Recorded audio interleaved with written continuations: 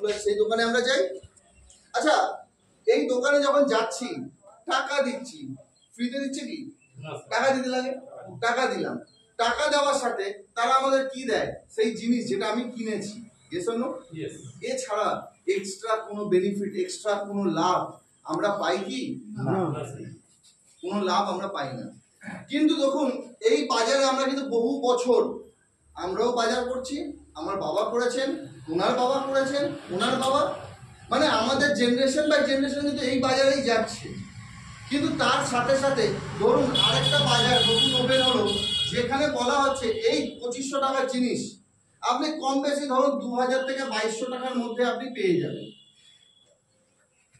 যেই জিনিসটা আপনি 2500 টাকায় নুন তেল ঝাল মশলা কিনে নিয়ে আসছেন, সেই জিনিসটা আমাদের যে বাজার আছে, নতুন একটা বাজার ওপেন হয়েছে, নতুন একটা দোকান ওপেন হয়েছে, সেই দোকানে গেলে দেখা গেল আপনি 2000 থেকে 2200 টাকার মধ্যে এখানে পেয়ে যাবেন।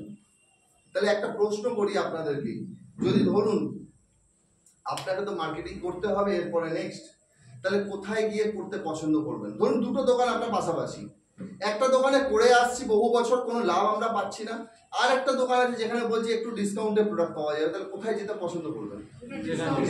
স্বাভাবিক, যেখানে ডিসকাউন্ট আছে। আজকে এই দোকানে কিনছি, এর প্রোডাক্টের কোয়ালিটি আমরা ভালো করে জানি, টিভিতে খবরের কাগজে বিভিন্ন জায়গায় আসে, অ্যাড আসে, কিন্তু এই প্রোডাক্টের কোনো অ্যাড নেই, এই প্রোডাক্টের কোনো অ্যাড পাবেন না।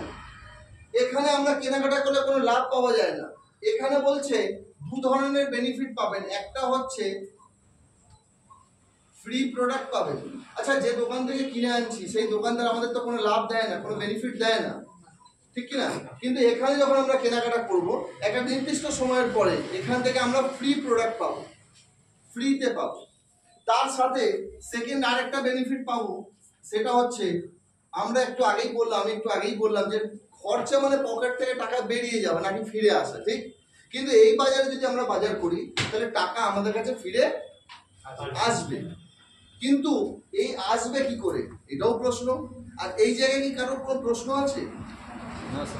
আমার ছিল, কিন্তু একটা প্রশ্ন আমার ছিল, যেটা আমি স্যারকে তখন জিজ্ঞাসা করেছিলাম, স্যার এই বাজারটা তো আমি খুব ভালো করে জানি, এটা আমার বন্ধুর দোকান, ধরে রাখো প্রত্যেকের কম বেশি তো এরকমই, তো ওর দোকান থেকে কিনছি, ভালো কথা, এখানে কিনবো, জিনিসের কোয়ালিটি ভালো হবে তো? কোয়ালিটি যদি ভালো না হয় তাহলে দাম কি করে কমে যাবে?